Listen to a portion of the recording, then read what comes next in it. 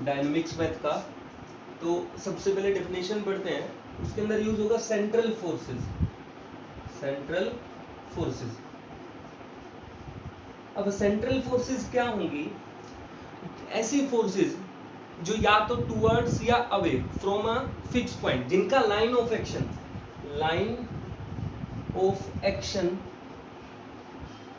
Of forces away और towards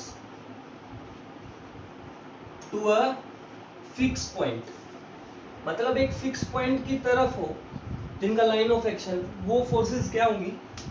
central forces. जैसे ये पॉइंट, अगर ये जिस तरह फोर्सेस है, मान लिया ये इधर है, ये इस साइड है, ये इस साइड है, इस तरह से अवे या टूवर्ड्स एक फिक्स पॉइंट, इनका लाइन ऑफ एक्शन क्या हो? एक फिक्स पॉइंट से क्या कर रहा हो? पास कर रहा हो, तो वो फोर्स क्या कहलाएंगी? Central forces. वो कितने ऊपर डिपेंड करता है, कितने डिस्टेंस पे है वो पार्टिकल। मान लिया पार्टिकल यहाँ है, तो उसका लाइन ऑफ एक्शन क्या होना चाहिए? जो फोर्स उस पर लग रही है वो एक फिक्स पॉइंट से पास करना चाहिए। इसके बाद देखते हैं सेंट्रल ऑर्बिट। सेंट्रल ऑर्बिट क्या होगा? सेंट्रल ऑर्बिट क्या होता है? A path described bye a particle in a plane under the action of force which are,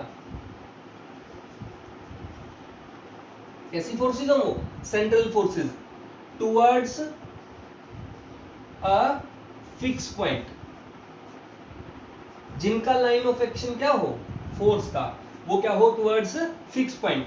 ऐसी फोर्सेस अगर किसी पार्टिकल पे लग रही हो और वो उस प्लेन के अंदर जो पाथ डिस्क्राइब करेगा is called, towards a fix point is called central orbit. क्या है? Central orbit, towards a fix point in that plane. तो अगर मान लिया किसी पार्टिकल के ऊपर किसी प्लेन में क्या फोर्सेस लग रही हैं? कौन सी फोर्सेस लग रही हैं? सेंट्रल फोर्सेस, मतलब टुवर्ड्स द फिक्स पॉइंट उस प्लेन के अंदर, तो वो जो पाथ कवर करेगा या पाथ डिस्क्राइब करेगा वो कैसा होगा? हमारा सेंट्रल ऑर्बिट कहलाएगी। अब हमारे पास आर्टिकल आता है कि central orbit is plane curve. कैसी कर्व होती है? Plane curve. तो आर्टिकल कर लेते हैं कि central orbit is plane curve. क्या है? Central orbit is plane curve, ये हमें प्रूव करना है। तो देखिए हम क्या मान लेते हैं? OX इनिशियल लाइन है, जो पार्टिकल था किसी टाइम t के बाद वो किस पॉइंट पे पहुंच गया? P पॉइंट पे पहुंच गया। और जो फिक्स पॉइंट होता है जहां से, मतलब जिसके टुवर्ड्स फोर्सेस होती है सेंट्रल ऑर्बिट के लिए, वो कौन सा पॉइंट मान लिया? O।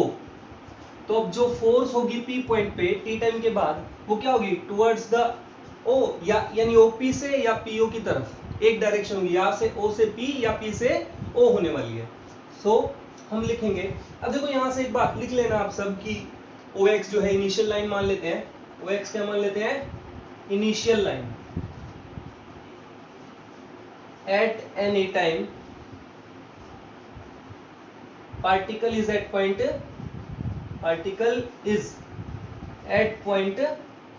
P। ठीक है। so force in direction OP और PO at P पॉइंट पे जो पार्टिकल होगा उस पे फोर्स किस डायरेक्शन में होगी? या तो OP डायरेक्शन में या PO डायरेक्शन में। अब देखो सिंपल सा देखते हैं एक्सेलरेशन कहाँ होगा। अब देखो सिंपल सा देखते हैं, अगर हम स्टीयरिंग को सीधा रखें, गाड़ी चला रहे हैं और उस पे फोर्स लगा रहे हैं, जिस तरह हम एक्सेलरेटर को दबाते हैं तो इंजन जो फोर्स लगा रहा है, और अगर स्टीयरिंग सीधा है, गाड़ी पे जो फोर्स लग रही है वो सामने की तरफ लग रही है, तो एक्सेलरेशन भी कहाँ लगेगा? उसी डायरेक्शन में लगने वाले, मतलब जिस डायरेक्शन में फोर्स होगी उसी डायरेक्शन में क्या होगा? हमारा एक्सेलरेशन। तो हम क्या बोलेंगे? So acceleration also parallel to OP, उसी डायरेक्शन में होगा भाई, ओपी की डायरेक्शन में। ये ओपी को क्या मान लिया, लेंथ को आर मान लिया। तो अगर एक्सेलरेशन पैरेलल टू ओपी है तो मैं क्या लिख सकता हूं कि d square r by d t square cross OP equals to क्या आने वाला है, 0। क्योंकि क्यों आएगा भाई, क्योंकि ये दोनों क्या है, पैरेलल, और पैरेलल है तो क्रॉस प्रोडक्ट में आता है साइन, और पैरेलल है तो या तो क्या होगा 0 एंगल या पाई, और साइन क्या होगा 0 पे भी और पाई पे भी 0, तो ये क्रॉस प्रोडक्ट क्या हो जाएगी इनकी 0। तो ये बन गया हमारे पास d square r by d t square cross r equals to 0। अब हम इसको थोड़ा सा और बना लेते हैं, हम लिखते हैं d square r by d t square cross r, और मैं इसमें ऐड क्या कर देता हूं, d r by d t plus cross d r by d t कर सकते हैं, क्योंकि ये क्रॉस प्रोडक्ट भी क्या आएगा 0 आने वाला है। और ये अगर देखा जाए ये और कुछ नहीं है, ये क्या है, d by d t of d r by d t cross r, इसका डेरिवेटिव है और वो क्या आ रहा है 0। और आप लोगों को पता है अगर किसी का डेरिवेटिव 0 आएगा तो क्या होने वाला है, कांस्टेंट होने वाला है। तो हम बोलेंगे कि d r by d t cross r वो क्या हो गया, कांस्टेंट, और हमने उसको क्या नाम दे दिया, h। क्या नाम दे दिया हमने उसको, h नाम दे दिया। तो अब देखो अगर ये h है तो हम यहां से लिख सकते हैं कि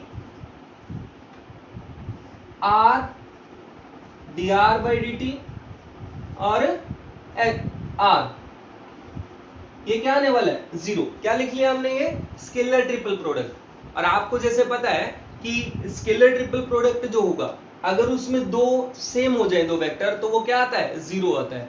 तो हम इसको लिख सकते हैं इक्वल्स टू 0, और इसे सोल्व करेंगे तो क्या आएगा, r dot d r by d t cross r equals to 0। ठीक है, ये क्या था, h वेक्टर था, कांस्टेंट वेक्टर। तो ये अगर 0 है और ये तो हमने अभी देखा ये क्या है, h हमने माना था, तो हम लिखेंगे r dot h equals to क्या आ गया 0। और यहां से लिख सकते हैं कि रेडियस वेक्टर जो है, रेडियस वेक्टर कौन, OP always perpendicular to constant vector, हमेशा क्या रहने वाला है, वो एक कांस्टेंट वेक्टर के क्या रहने वाला है, परपेंडिकुलर। अब आप चेक कीजिए, अगर मान लिया ये h है हमारा और ये रेडियस वेक्टर है, तो देखो ये इसके परपेंडिकुलर है, ये बता रहा है। अब किसी टाइम t के बाद अगर ये हम माने इस तरीके से होगा, बट देखो इनके बीच में तो क्या एंगल हो गया, 90 तो नहीं रहा, क्या रहना चाहिए था 90, इस तरीके से।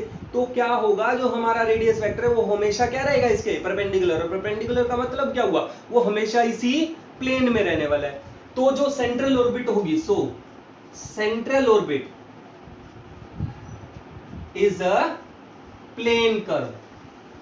क्या होगी, वो एक प्लेन कर्व। ओपी जो डायरेक्ट आर बनेगा, ये ओपी किसी टाइम टी के बाद है ना पी पॉइंट पे, तो ये जैसे जैसे डिस्क्राइब जो पाथ करता जाएगा उसको हमेशा क्या होना है, एक एच के परपेंडिकुलर। यहाँ पे अगर बनाना चाहे आप, एच ये ऊपर की तरफ है तो इसके क्या होने वाला है, परपेंडिकुलर। तो ये जो ओपी डिस्क्राइब करेगा हमारे पाथ को, वो पक्का किस में रहने वाला है, हमेशा प्लेन में, ऐसे इस प्लेन में। तो जो सेंट्रल ऑर्बिट तब बनेगी, हम यही तो बोला था कि जो पाथ डिस्क्राइब होगा उसे क्या बोलते हैं, सेंट्रल ऑर्बिट। तो वो क्या होने वाली है, एक प्लेन कर्व होने वाली है।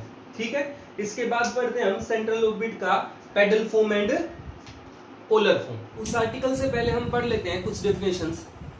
Motion along a plane curve आपने पढ़ा होगा पहले चैप्टर डायनेमिक्स में, कि consider a particle moving in a plane curve r equals to theta such that p r theta is its position at time t time के बाद उसकी position क्या आ गई, p इनिशियल लाइन ओ एक्स थी, p point पे आ गया वो किसी टाइम t के बाद, पोजीशन क्या है r थीटा। तो मतलब ये वाली लेंथ कितनी हो गई, r हो गई। अब हम पढ़ते थे वहां पे रेडियल वेलोसिटी। रेडियल वेलोसिटी क्या होती है, resolve part of velocity p along radius vector op in increasing sense of r।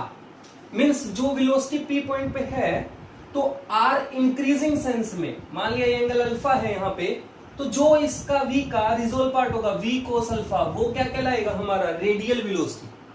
और ट्रांसवर्स वेलोसिटी क्या होती है, जो रेडियस वेक्टर के परपेंडिकुलर हो। मतलब ये रेडियस वेक्टर था, इसके परपेंडिकुलर ये 90 डिग्री पे, तो ये क्या होगा v sin अल्फा। ये जो वेलोसिटी होगी ये क्या कहलाएगी हमारी, ये कहलाएगी ट्रांसवर्स वेलोसिटी। अब हमने वहां पे आर्टिकल किए थे, आपने कह रहे होंगे कि रेडियल वेलोसिटी इतनी आती है, ट्रांसवर्स वेलोसिटी इतनी आती है। उसके बाद वहां पे डेफिनेशन हम पढ़ते हैं, रेडियल एक्सेलरेशन होता है resolve part of acceleration at p along the radius vector in increasing sense of r। तो वो इसी डायरेक्शन में जो एक्सेलरेशन होगा वो हमारा क्या कहलाने वाला है, रेडियल एक्सेलरेशन। और इसके परपेंडिकुलर इस डायरेक्शन में जो एक्सेलरेशन होगा वो क्या कहलाएगा, ट्रांसवर्स एक्सेलरेशन हमारा कहलाने वाला है। और वहां आर्टिकल में हम करते हैं कि रेडियल एक्सेलरेशन इतना आता है और ट्रांसवर्स एक्सेलरेशन हमारा इतना आता है। तो अब हम इनका यूज करेंगे, वहां पे आ जाते हैं हमारे आर्टिकल में।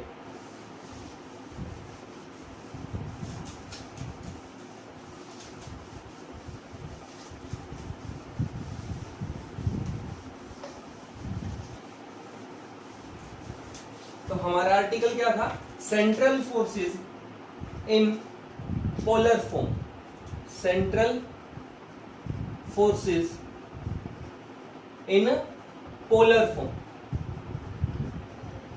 तो देखो हमारे पास क्या होता है, वही सिंपली दोबारा ले लेते हैं कि इनिशियल लाइन OX हो गई, किसी टाइम t के बाद वो P पॉइंट पे है, ये मान लिया P पॉइंट है यहां पे, और ये R है लेंथ हमारी।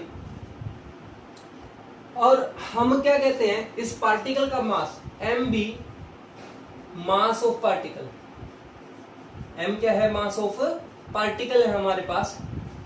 और जो फोर्स है हमारी वो टुवर्ड्स द फिक्स पॉइंट है, मतलब O की तरफ है, इस तरफ क्या है हमारी फोर्स है, ठीक है।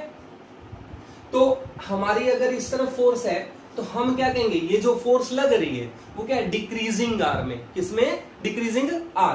तो देखिए अब इनिशियल लाइन OX हो गया, ये OP हो गया, तो towards the O pole, O as a pole, ठीक। तो हम क्या लिखेंगे, equation of motion, equation of motion along radius vector, radius vector के अलोंग इक्वेशन ऑफ मोशन होगी क्या, तो क्या होगी, मास इंटू एक्सेलरेशन, वो क्या, d square r by d t square minus r d theta by d t का whole square equals to, मैं कितना लिख रहा हूं, माइनस एम एफ। जो एक्सेलरेशन टुवर्ड्स द O है वो क्या मान ली, f। नेगेटिव क्यों आ गया, क्योंकि देखो हमने क्या पढ़ा था वहां पे, अभी जो डिफिनेशंस पढ़ी, अगर इंक्रीजिंग सेंस ऑफ r में हो तो वो क्या होने वाली, पॉजिटिव। बट ये तो क्या है, डिक्रीजिंग सेंस ऑफ r, तो ये क्या आ जाएगा यहाँ पे, नेगेटिव आ जाएगा। m से हम m को कैंसिल कर सकते हैं, तो हमारे पास क्या आ गया, d square r by d t square minus r d theta by d t का whole square equals to minus f आ गया, ठीक है। ये आने के बाद हम क्या कहेंगे, equation of motion perpendicular to radius vector. तो परपेंडिकुलर टू रेडियस वेक्टर में अगर देखेंगे तो वो क्या आ रहा होगा, मास इंटू एक्सेलरेशन, कितना है acceleration, 1 by r d by d t of r square d theta by d t equals to कितना, 0। क्यों, यहां पे जो फोर्स है ओनली वो कहां है, टुवर्ड्स द O है ओनली, मतलब और किसी डायरेक्शन में है, तो एक्सेलरेशन भी सिर्फ क्या होगा, ओनली रेडियस में होगा, रेडियल एक्सेलरेशन होगा, नो ट्रांसवर्स एक्सेलरेशन। तो इक्वल्स टू कितना हो गया, 0। यहां से हमको हम कैंसिल कर देंगे तब भी 0, 1 बाय आर को कैंसिल कर देंगे तब भी क्या रह गया, 0। तो यहां से देखो जिसका डेरिवेटिव 0 आ रहा है वो क्या है, कांस्टेंट वैल्यू। तो r square d theta by d t, इस कांस्टेंट वैल्यू को बोल देते हैं हम h। अब देखो r square d theta by d t h है, तो यहां से हम निकालेंगे कि d theta by d t जो है वो कितना आ जाएगा, h बाई आर स्क्वायर। हम इसे रब कर देते हैं तो ये आ जाएगा h बाई आर स्क्वायर। यहां आपको क्या मानना है, r equals to 1 by u, और आपको वैल्यूज निकाल लेनी किसके, d square r by d t square की। तो देखिए d r by d t क्या होगा, minus 1 by u square d u by d t, और इस d u by d t को मैं क्या लिख लेता हूं, d u by d theta, chain rule लगा के, और d theta by d T, ये बन जाएगा minus 1 by u square d theta by d T, वो है h बाई आर स्क्वायर, तो ये बन जाएगा h बाई आर स्क्वायर और into D u by d theta, और बाय में आर स्क्वायर है, 1/r स्क्वायर, 1/r तो क्या होगा u, तो ये ऊपर जाके क्या बन जाएगा u स्क्वायर। तो ओवरऑल बनेगा कितना, ये u स्क्वायर से u स्क्वायर कैंसिल, तो हमारे पास बनेगा equals to minus h d u by d theta. ठीक है, अब हम निकालेंगे d square r by d t square. D square r by d t square क्या बनने वाला है हमारे पास, माइनस एच, एच तो क्या है कांस्टेंट है। ठीक है, तो ये बनेगा d square u by d theta square, और थीटा का किसके विद रिस्पेक्ट टू, टी के विद रिस्पेक्ट टू। और हम इसे सोल्व करेंगे तो हमारे पास क्या आ जाएगा कि minus h D theta by d T कितना है, एच बाई आर स्क्वायर, और D square u by d theta square, और इसे अगर एच आर स्क्वायर को मैं रेसिप्रोकल करके 1/u बन जाएगा, तो ऊपर जाके बन जाएगा minus h square u square d square u by d theta square. ठीक है, तो हमारे पास जो वैल्यूज आ चुकी हैं, हम वो वैल्यूज क्या करेंगे हमारी इस इक्वेशन में, इसको फर्स्ट इक्वेशन मान लेते हैं, इस इक्वेशन में क्या कर देंगे, पुट कर देंगे। तो देखो वैल्यूज पुट करते हैं, तो हमारे पास वैल्यू पुट करने पे क्या बनेगा, d square r by d t square, ये रही वैल्यू, ये बनेगा minus h square u square d square u by d theta square, और minus r d theta by d t का whole square, d theta by d t तो है H by are square, तो इसको लिखेंगे H का square divide में are की पावर कितनी 4, और आर की 4 का मतलब कितनी होगी, एक आर तो क्या हो जाएगा कैंसिल हो गया, तो आर की क्यूब रह गया, तो इक्वल्स टू माइनस एफ। तो ये बनेगा हमारे पास क्या, minus h square u square d square u by d theta square minus h square, ये आर चला जाएगा कहां, ऊपर की तरफ जाएगा, तो ये क्या बन जाएगा u का क्यूब इक्वल्स टू माइनस का f, और ये बनेगा हमारे पास नेगेटिव नेगेटिव कॉमन आ गया कैंसिल, तो H square u square common ले लिया D square u by d theta square minus, और ये बनेगा एच स्क्वायर तो कॉमन जा चुका है, यू स्क्वायर कॉमन जा चुका है, कितना बचा ओनली u, और प्लस नेगेटिव भी कॉमन आ गया इक्वल्स टू माइनस एफ, और ये क्या होगा एच स्क्वायर माइनस से माइनस कैंसिल, ये बनेगा यू स्क्वायर, इसको डिवाइड कर देते हैं, d square u by d theta square plus u equals to F by h square u square, और ये किसकी इक्वेशन है, ये है differential equation of central forces in polar form. This is differential equation of central forces, central orbit in polar form, O as पोल, क्या था central orbit in polar form, differential equation of central orbit in polar form.